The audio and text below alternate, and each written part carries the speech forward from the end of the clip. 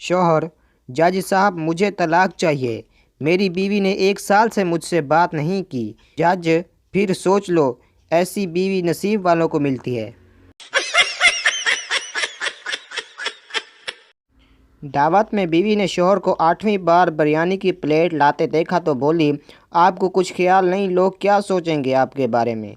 शौहर ने बड़े इत्मीनान से जवाब दिया, नहीं बेगम, तुम इसकी फ़िक्र ही ना करो, मैं हर बार यही कहकर बिरयानी ला रहा हूँ कि मेरी बेगम मंगवा रही है।